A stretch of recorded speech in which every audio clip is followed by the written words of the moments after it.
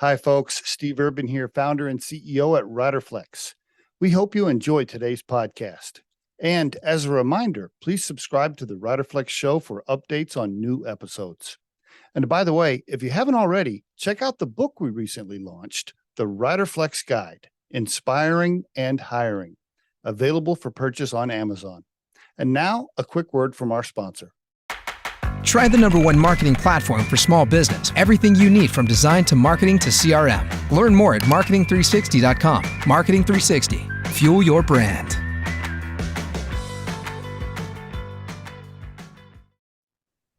You know, you're in so many different countries. How many languages do you speak, or do you have like a partner in each country that translates for you? I'm just curious. Unfortunately, just a little bit of Spanish that I got to try out in recent travels. But I think one of the things I really try to do as I travel is find those partners that are going to be with me around the globe and help me understand the local cultures. I'm fortunate in my professional career. I think I've traveled to over 75 countries over the years, being with very big global companies. But every time I go, it's about learning, adapting, understanding the culture, and also really trying to show up not too American in our ways of working and thought process, which all of us have to try to think about that as we work as global stewards. Yeah, off the top of your head, any fun stories where you made some sort of faux pas? You did something like I don't know, something that's like against the culture that you didn't know about, and then like later on somebody's telling you like there's always a few of those, but I would say I'm super mindful of is when I travel in Asia. Just showing up as a female senior leader, how is that embraced in different cultures? How do you give a business card with two hands? How do you provide eye contact or not provide eye contact? Where do you sit in the room? These are all things that I really genuinely think about, and have been fortunate over my years to have some tips and tricks that we have in different tools that actually I read on the plane on the way to remind me of some of those cultural nuances as we're traveling. So that's something I have to continuously focus on, to be honest. I didn't know about the business card with two hands. Is that just in China? Is that everywhere in Asia? Where is that? It's pretty prevalent across Asia. So it depends on the country, but it's very common. Didn't know that. Okay, good to know. Good to know. In case, Yeah. if we ever have to do any recruiting over there for our recruiting firm and I'm trying to land a deal, you just taught me a tip. I didn't know that. So yes, it's good to know. You have to, and you still need a business card in a lot of settings, which in America, that's something that with COVID and all of our digital shift to printing, we don't have business cards, and still over in Asia, that's something that is appreciated, but potentially changing with the trends. But I think that's still a show of respect to understand who you're meeting with. So good lessons learned. Interesting you mentioned that. I haven't carried around cards in so long because I'm usually either I have like a QR code or I have something on my phone or something. I mean, every once in a while I'll take cards. Oh, wow. Employee retention overseas in the other countries. What do you see compared to the US? I'm just curious, in all your other locations, is it similar? Is it totally different? Talk to me about that. I think it really depends on the country. So, we have seen retention evolve as we've gone through the pandemic in all the different countries. You see, and I really think it depends on the worker type, right? So at Crocs Inc., we've got people in our retail stores and our distribution centers and our corporate functions. And you see different tenure trends across those, obviously. But in places like China, you'll find that it's very typical to get a new job every 1 to 2 years. So that means you are out recruiting more. You see different employee trends in that market versus America, that might be more 2 or 3 years for corporate jobs. And then obviously, retail stores and distribution centers where you've got more hourly workers. Those trends really depend on location and what you see. We've got in some countries where people are staying for a very long time in a retail store, maybe even, long part of their career, versus you might see a seasonal worker in different parts of the world. So really just depends, but that's something we monitor quite a bit and see how the trends are changing. And they have changed, I think, over time with the pandemic. Some people kind of stayed put during the pandemic, or that really encouraged them to go look for a new job. So we're really watching those trends and react to them. How do we keep retail workers longer? What is the magic formula for retail companies to keep people longer?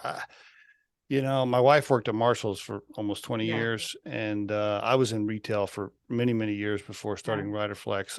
And I think it's much worse now than it was then, or at least it feels that way. I don't know. You probably know the stats better than me, but I think it's worse now.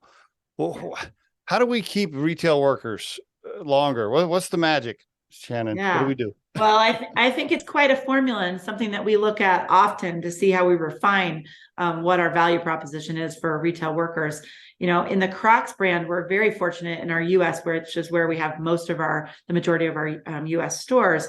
If you look at like our store managers, we've got great average tenure of those store managers. And I think one of the things we've figured out in the secret sauce is just making it a meaningful work environment. And one of the things we've heard from our retail workers is that our store environment is super fun. It's casual. Come as you are is alive and well. They really enjoy interacting with the customers. We have what we call gibbets bars, which is where you go get the charms and put them on our shoes. And people are constantly telling stories. I want the donut gibbet because I love them. Oh, I want the palm tree because I just went on vacation. I want this. And they've learned to really engage in those conversations. And so they're not just necessarily, schlepping product. Instead, what they're really doing is having an experience with a customer.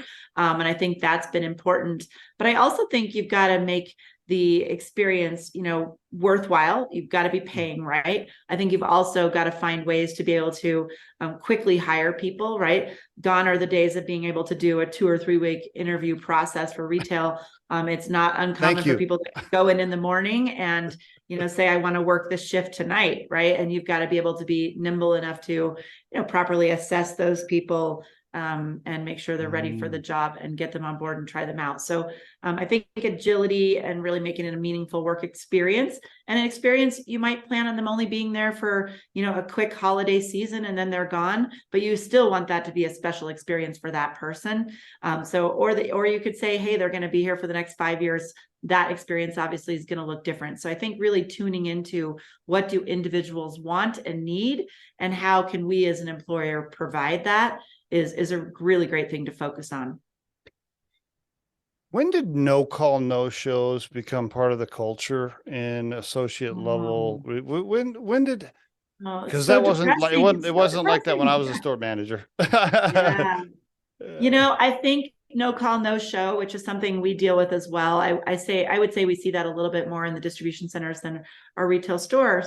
However, I think it became more of a thing when the switching costs were so easy, right? When you could walk across the street and get a US dollar more and get a job by that night. And so if you didn't like the shift you were getting, or you didn't like the work environment in which you were existing, you're like, hey, I'm done. I'm out. I'll go find another job. And that is, it's really important to get the feedback from those people, which we've done a lot of work to really understand why those people no call, no show, to find out so that we can modify our employment practices so that we can reduce that, because it really does impact the business. It's a practice that a lot of companies are experiencing, and yet we've got to manage.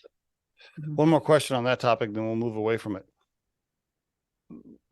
I want to ask this as an ops person to an HR person, because I was an ops executive before. So I always thought of myself as maybe a little more hardcore with the rules. When did we start letting people do it and still working there? Yeah. Well, I hope we don't just let people no call, no show and over time and do that consistently. We'll still let them work for us. Instead, I think it is about creating an accountable culture and setting those expectations. We've got principles around attendance policies that we talk about with people in hiring and once they get onboarded. And I think it's important to hold people accountable, yet also find the right balance to say, hey, life happens. Right? You might have a sick child, you might have a car that's broken down, and we need to find ways to accommodate those situations, but also have an accountability that if you say you're going to do something, that you do it. So it's a slippery slope, but one that we get to manage on a daily basis.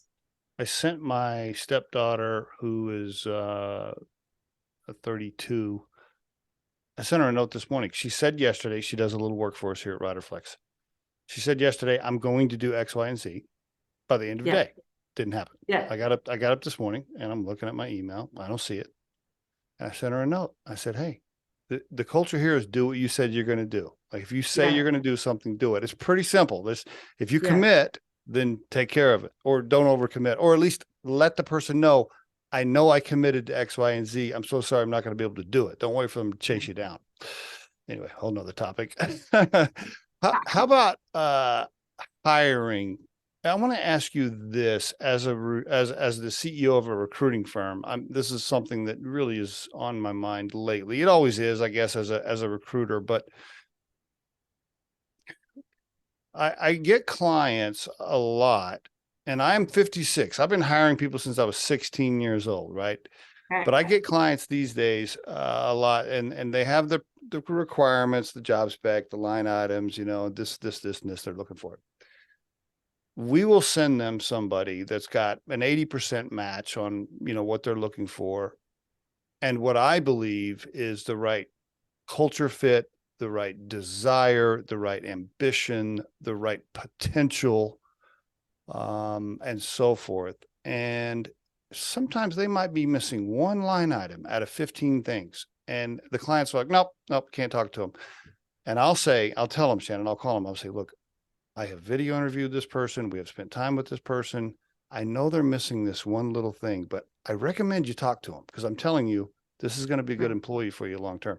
And I can't get some clients to budge. What are your thoughts on that?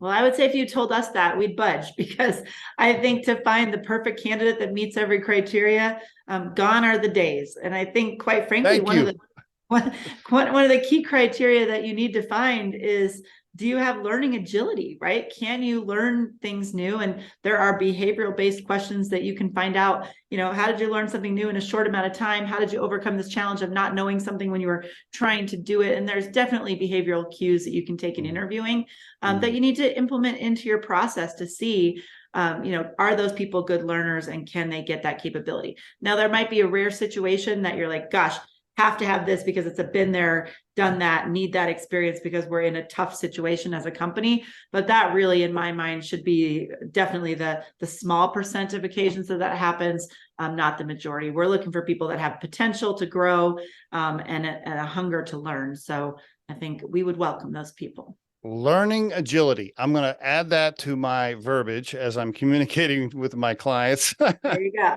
There you go. I love it. What I always tell people, I always say, look, throughout my entire career, the best employees that I ended up having, if I had to list the top 20 employees that I've ever had in my entire career, none of those people had the best interview. None of those people had the perfect resume. In fact, most of them probably weren't fully qualified. But the fact that we spent time with them and molded them and shaped them, they ended up being fantastic. Rarely, and I'm just ranting here as a recruiter, rarely does the quote perfect resume match end up being the perfect employee. It just does not work that way. That's not how life works. No. And that kind of stuff drives me nuts. You're right about the speed aspect too. Don't you believe too, you've used gone are the days a couple of times. I mean, this whole thing, like, okay, we're going to send you through 50 interviews, you're going to take 5 tests, and we're going to bring you back to the office 3 times. And we got to stop doing that, Shannon, don't we? We have to modify the process. I think people's willingness to go through those exhaustive processes are just going away, right? They're changing. And yet I do think as an employer, you have a responsibility to ensure that you're bringing on qualified people that know how to do the job that you need them to do. So, I think that's something, quite frankly, we're working on right now. I think we have a very inclusive culture. And one of the things I notice is that everybody wants to talk to all the new people. So you look at the recruiting process and, oh my goodness, next thing I know, they've talked to 10 people because they just want to include everyone and get their perspective, which is great. And I think in this stage where people have multiple offers and they're moving through processes fast, you have got to kind of strike quickly and say, this is the right person, they're high potential, we're going to bring them on, and kind of expedite the process. And there are things you can do, to your point, around video and technology and things like that, to help you do that. But I think we've got to be a little swifter in our hiring, especially depending on the different employment categories. So speed is of the essence. I think we're trying to get better at that. And I think the candidates expect it. Speaking of hiring by committee, tell me if you agree or disagree with this. This is what I usually coach the clients on. Just curious if you agree or disagree. I will tell the HR manager or our whoever our main contact is, and then the hiring manager for the position. So we usually have two people we're primarily dealing with. Whoever was the main contact and the hiring manager. I will suggest, I'll say, look, if you want to have them meet 10 people and you want to get your team's opinion, that's cool. But I recommend you do that after the hiring manager and the HR manager have 99% decided this is our person. And we're doing this as a courtesy kind of to give everybody and make everybody feel included. Please don't run the candidate through the 10 people committee first and then to the hiring manager, because you're not going to get 10 people on your team to all agree, because somebody in there is going to have a different opinion. Anyway, that's my rant. What do you think?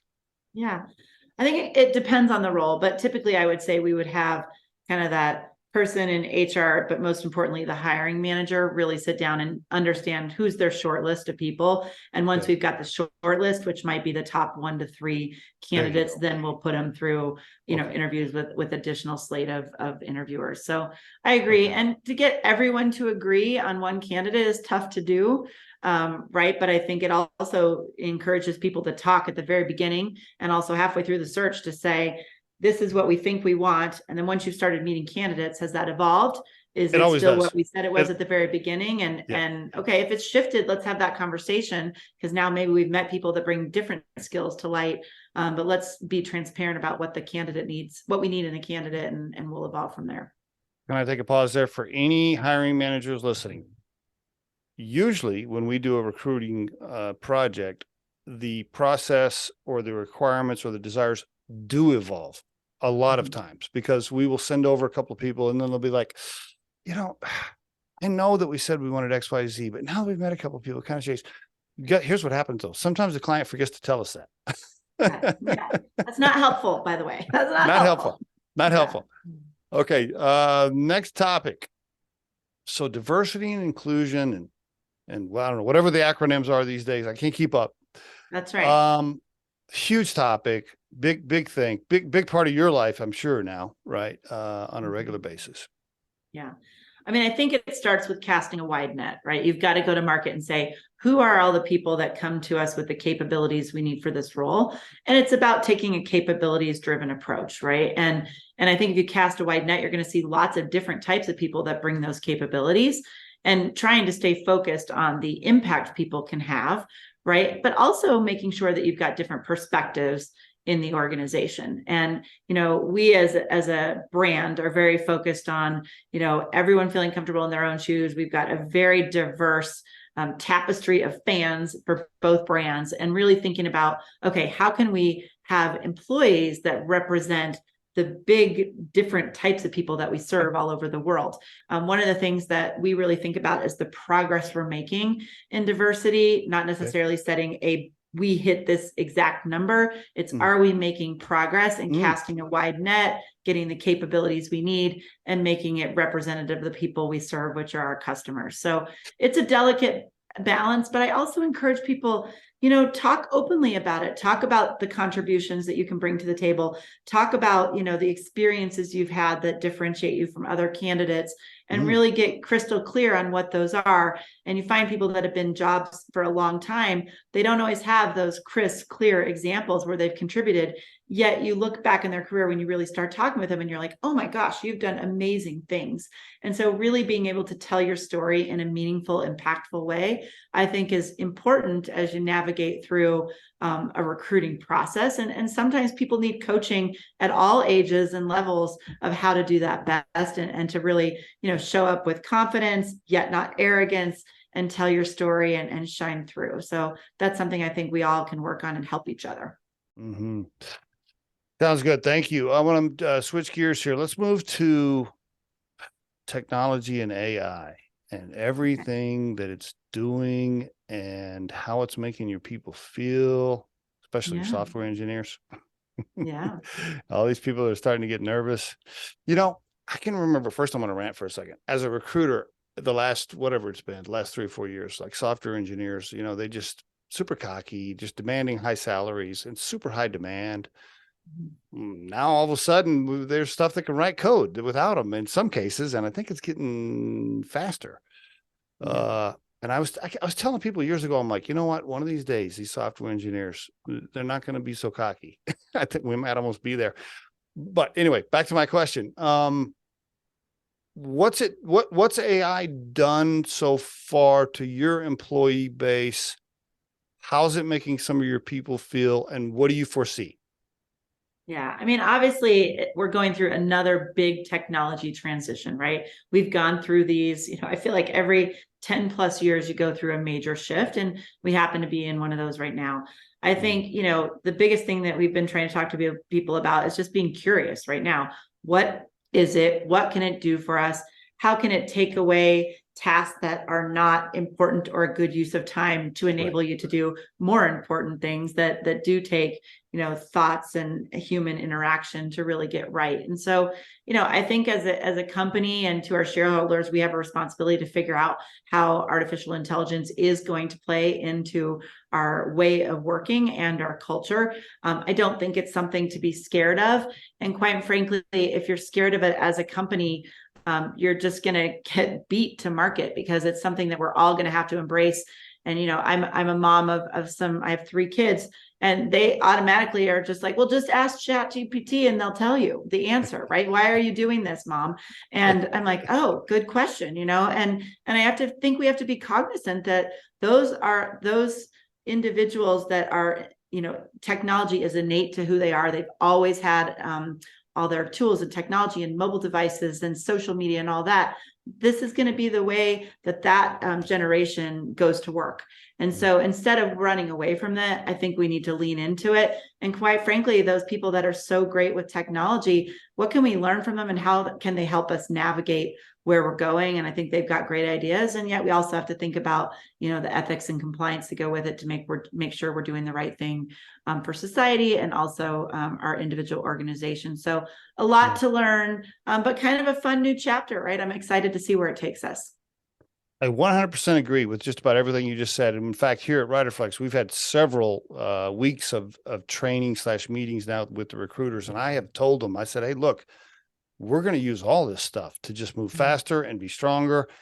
And we're going to jump on it. And I actually have somebody assigned to stay on top of every single new thing that's launched. And as soon as it's released, can that be tied to our ATS system? And how are we using it? And some of the old school recruiters are like, oh, I got my process, I don't need that. And I was like, no. We're going to use this to our advantage, because just like you said, Shannon, if they don't, we're just going to be left behind, and everybody's going to move faster. So I couldn't agree more. Now, what about this though? This is a kind of a curious thing. Brianna, who does operations for me, and she's like one of the few people in the company that can just tell me whatever she thinks. She can call me and say, she can call me and say, she can be like, what the hell are you doing? Yeah. She called me the other day. She's like, that email you just sent me, that was ChatGPT. I can tell. Oh, yeah. And then, of course, I'm watching that, right? Either with social media posts or with people with sending our proposals or emailing back and forth. And I'm thinking, wow, are we moving like super close to a world where nobody actually writes anything and we just prompting ChatGPT to write to each other? Is that where we're headed? Well, how do you feel when you get something that is written by ChatGPT versus authentic? How's it making you feel? I don't know. I haven't gotten a lot of those yet, or at least I haven't picked up on it. But I think we still have to have an authentic touch, right? So taking it back to recruiting, which you've been talking about, I can go to ChatGPT and tell it to write a job description for us. Yes. And quite frankly, it'll get probably 80 to 90% correct. Mm-hmm. Just like that, right? And yet it's important for us to make sure that still the Crocs Inc., who are we? What do we believe in? Why is this role differentiated? You've got to add that human touch to that type of content. And so I think, I'm sure as individuals and as organizations, we're going to go through some wins and losses with this artificial intelligence, but I'm proud of her for coming to you and saying, hey, I'd like a human response versus a ChatGPT one. Totally. And congratulations to her for being so bold to be able to say that. That's great. Good for her. Yeah. I think the way I'm looking at it right now is I think of it as a great tool to use in the middle. So I want everybody to know how to prompt it properly in the beginning. I don't mind ChatGPT doing a bunch of work in the middle, but then like you said, okay, now it's at the end. Let's audit, let's tweak, let's personalize, let's make sure it matches our culture. So I think humans got to be pretty involved in the beginning and the end, but it is definitely saving a lot of work in the middle. That's kind of how I'm looking at it right now, for the most part. I don't know if robots are going to run everything in the future, but I'm okay with it if they do, because I'll just go camping more and just chill, and we can, There you go. How about this topic? I asked you about this one a little bit last time, because we had just, I think I interviewed you in the summer of 2020. Remote has become, when we first chatted, it was like a necessity. Now it's not a controversy. What's a better word? I don't know. It's a debated topic. Where are we, Shannon, with remote versus office at Crocs, and where do you see that going across the globe for stuff as we move along here? Yeah. I mean, a tough topic, and one that many organizations, I think, have struggled with. I think one of the things we did early in the pandemic was really think through what do we at Crocs Inc. believe and why. And so where we landed was taking every role in the company and aligning them to one of 4 personas. Okay. And a persona, we have 4. One's a collaborator, an explorer, a connector, and a resident. And each of those personas, we have an expectation for how often you'll be in your workplace. Do you have an assigned desk, etc. And it's really based on the requirements of the role. So it's not decided by, so-and-so wants to now work remotely. Instead, it's focused on what are the responsibility of this role in particular. Can that and should that be done remotely or not? And so we have gone through, and every role we have is aligned to one of those personas. Every job description we put out there on the web has the expectations around that.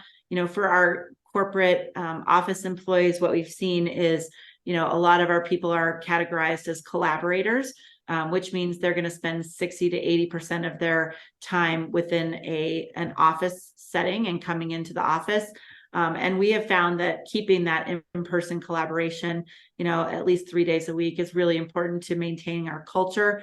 I think as we've navigated the whole pandemic, we've continued to keep our employee engagement in the top decile when we work with our engagement survey provider, Glint, to do that research. And I think part of it is because we have found that it's important to continue to bring people together. Yet we also have explorers that are only in the office, a couple times a year, and they're fully remote. Yet most of our workforce, 70% plus, are retail and distribution center employees. And, they're in their workplace every day to get that paycheck. And we're really mindful of those frontline workers and how much they mean to the company, and making sure that our office employees are aligned to that. So we've taken a persona-based, role-based approach.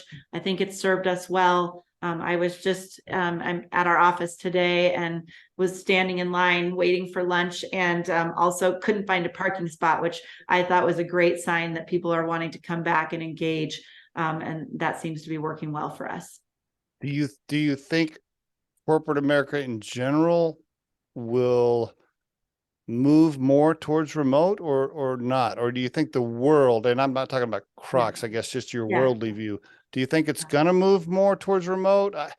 I just had a commercial real estate guy on the podcast the other day, and he was like, this guy was living in Germany. He was like, man, all the office buildings here are empty. He's like, nobody goes to the office. What do you think is going to happen? Just in general. I think it's going to be an evolution. I think this is another one of those kind of polarizing things that's going on right now. Some people are like, let them do whatever they want. Some people are, come back. We've somewhat landed in the middle, finding the right balance. But I do think one thing as employers that we're all going to have to wrestle with is, how do we create a lifestyle that works for the employee, yet also meets the organization's needs? And how does that continue to get refined over time? So I'm not sure where it's going to land, but I do think that whole work-life integration and flexibility are something we're going to have to continue to monitor and evolve to meet the expectations of the rising workforce and how things are changing, and also how competitive the labor market is, even in an inflationary environment. Okay. Yeah. You just touched on a topic right there. Sometimes I will tell the clients, I'll say, they'll want me to find a needle in the haystack in some small town in Kansas. And I'm just like, if you'll just let me do this remote, I can find you the right talent. If you'll just open this up a little bit. One thing I see, and this is getting pretty granular on the topic of remote versus office, but for the listeners, one thing I see a lot is teams having a conference meeting let's say in the conference room at the corporate office, and let's say you got 10 people around the table and 5 on the screen. Yeah. Most of the time, the 5 on the screen are left out of something, either the pre-chat, like kind of before the meeting starts, because everybody starts gathering in the room and Johnny and Mary are kind of deciding to making a little decision, but the people haven't quite patched in yet, or they can't hear them talking, or after the meeting officially ends. And then there's the little sidebar and, oh yeah, by the way, let's talk about this. And those people already miss out. I feel like the people dialing in miss out on the beginning and end of those gatherings sometimes, which can hurt teams if they're not careful. I don't know if you've seen that. Yeah, I mean, I think that happens everywhere. I'm not exactly sure how to solve for that. One of the things we try to think about is, when do you turn on a camera? Do you have individual cameras? Do you just have the room camera? I think we've played around with that in different teams. But also, I think for certain, it is important to get teams together where you can have that informal time together. Yes, and that's something that we definitely, spend time and money and resources on to make sure that at least a few times a year, you have that opportunity to have that personal interaction and really, form those relationships, which I think are important. And to your point, sometimes harder to do remotely. Although I say that, and, like I said, our engagement has stayed, at top level for this company. And we've had a lot of remote work in the last few years. So I think it's about how you work and really thinking about how you can make people feel included, whether they're in the room or on the screen. And there's lots of different ways to do that. And we just have to keep exploring what those are. Interesting. We got together as a team at Riderflex all together about 4 or 5 months ago. And some of those folks, because I have recruiters all across the country, and some of those folks I had not ever met in person, and some of them I hadn't seen in person in years. And so we get together and we spent the day together. We went to dinner together. We went to happy hour together. We went to dinner together, and it was a whole social thing, right? And we brought the spouses in too. Yeah, it was a special moment that just cannot be recreated on the screen. The one thing I saw was there was lots of hugs going around, a lot of hugs. I don't know, an HR person probably hates that because maybe your rule is you can't touch each other. I don't know. But there was lots of hugs and just human interaction and people bonding and touching each other on the shoulder and slapping each other on the back. And yeah, great job, great to see you, and all these things. That can't be replicated really on the screen. And I thought it was super healthy because it made us feel closer and more bonded. Yeah. I mean, I think we all have a need for human connection, right? And so finding ways that you can do that works for people's different, styles and preferences is pretty important. But I think, we've seen a lot of mental health challenges in the world as of late. And I think making sure that we've got connectivity so people feel like they're genuinely included and understood is an important goal for employers, but also just us as humans. And so we've got to keep working on that. Okay, we're wrapping up here. 2 more things. HR in general. I don't remember HR being so strict when I was a store manager in 89 and 90 and 91, Shannon. I could just fire people. I didn't have to call anybody. That's probably wasn't a good thing. It feels to me like the employees are in charge sometimes. Like it's almost like the managers and the bosses have very limited power to enforce rules, and they're all scared. And my question is, has HR and legal combined, have they gone too far and made it very hard for hiring managers and supervisors to actually do their job and tell people what to do? Actually don't think HR and legal, at least in our company, have gone too far. I think we are all about trying to find that balance of power between the employee, the manager, and how we can create a work environment that works for both. I think it goes back to a point I made earlier around accountability, right? Accountability for what the employee needs to do, but also accountability for the environment that the manager creates and sustains with the team, and making sure those are a good, opportunity to come together. So yes, is it a land where we have rules and guidelines that we have to follow? Yes. Does it need to be a place that everyone feels comfortable? Yes. And our goal is to try to balance those two and find the right environment for everyone to thrive. That's easier said than done, but definitely our goal. But if the employee is not doing their job, I don't want them to feel comfortable. And I think if an employee is not doing their job, then you as a manager, if you've set clear expectations, feel free to have that direct conversation and let them ask you what they need help with, or potentially they'll choose a different job. I used to work for a gigantic greenhouse where they grew bedding plants. Mm-hmm. And this was like a third generation owner, and he was like 70 years old. He would just walk through the greenhouse and he would just fire people like right on the spot. He would just be like, "You get out." I remember thinking, I'm looking around like, "Oh, what are we? Okay, I guess that's okay. I don't know. Is that cool? I guess that's how they do it here." Anyway, so Shannon, when are you going to be CEO? What's going on? You're next. You're not a traditional human resource person. You have all these other functional things that you did younger in your career. You're a numbers person and did these different things.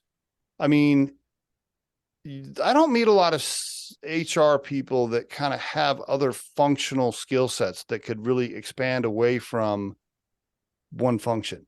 But you are, and you feel like an operator. You talk like an operator a lot. And this is coming from an ops guy. What's going on with you? Are you going to retire in HR? Are you going to move up? What are we doing here, Shannon? Yeah, I mean, I have an undergrad in finance and an MBA.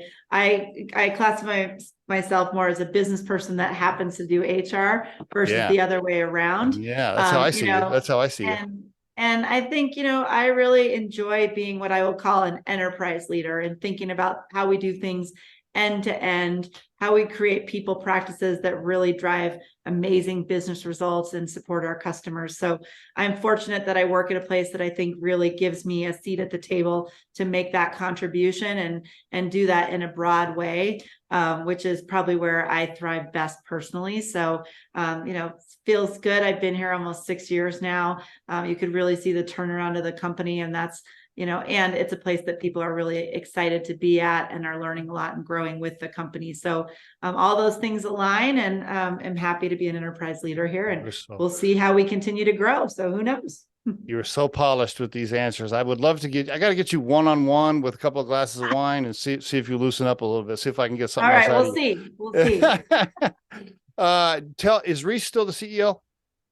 Yep. Andrew is still the CEO. He's been here, I think 9 years, been my boss 6 now. So he's a great CEO and a good boss. Okay, Andrew, if you're listening to this, here's the deal. Somebody's going to recruit Shannon to be a CEO at some point. So when that happens and you need a new chief human resource officer, you call Riderflex and I'll recruit it for you. I'll pass it on. Shannon, thank you so much for being on the show again. I really appreciate it. All right. Thank you. Take care.